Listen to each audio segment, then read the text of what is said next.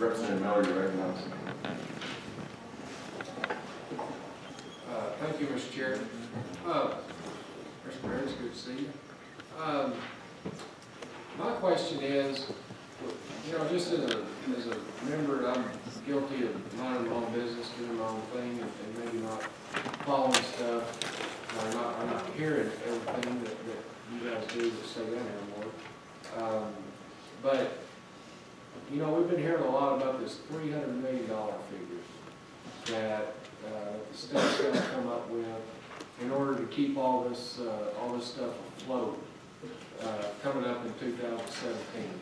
And you know, obviously, I've been very concerned about this because I've seen folks on traditional Medicaid, folks with real needs, that are having services cut in order for us to come up with this. Now, my question to you is, and it may be on here and I may just be missing it, but can you tell me from DF&A standpoint how much one-time money that y'all are allocating beginning January 1 to go into funding both the private option, Arkansas option works portion of the Medicaid extension, and then how much one-time money is going in to fund traditional Medicaid?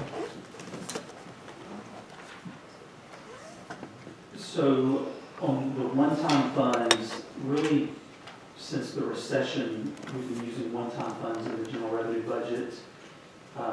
For FY18 and 19, we proposed $90 million for the Medicaid program. That continues the same level of one-time funds that was used in the previous biennium in FY16 and FY17. When we allocate that from a budget standpoint, we're allocating that to the department. We're not distinguishing between traditional or expansion. So there's really not necessarily an allocation that we're providing for the expansion.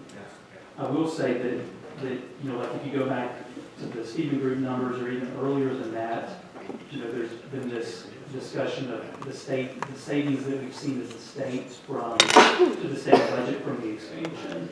And so, you know, you do have that component of the state budget that is lower currently because you have realized savings from the expansion. So it's hard to, at least from my viewpoint, it's hard to separate that one-time money out and direct it in different ways. From the department viewpoint, it may be different.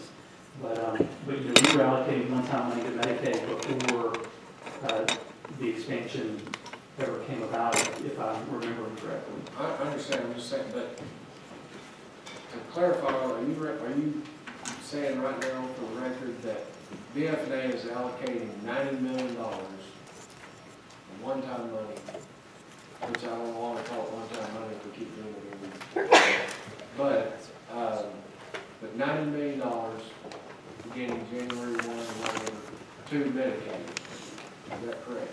So we're allocating $90 million over the biennium beginning on July 1st. So $45 million a year. So it's roughly, like, at least in our view, we would allocate more in the first year and less in the second year. And it is a budget proposal, so it's, you know, we presented that to the legislature, to ALC JBC on November 9th. It's our proposal. We all will take that proposal and make a determination as to, you know, all of these issues. You know, that's what will happen during the session. So I think, you know, it'd be premature to say it's going to happen, but it is our proposal. And, you know, there is the discussion both on the task force and, I think just generally about savings and reforms. I mean, one of the ways to get that number lower would be to pursue a wider range of reforms. You know, continue to look at the program and look at how you can, you know, bend those cost curves generally, not just at Medicaid, but, you know, maybe at some of these other programs that we have. And we've been doing that, but, you know, certainly we could all continue to do more of that. Mr. Chair, can I have one follow-up? Yes, sir. And again, just going back from DF&A standpoint,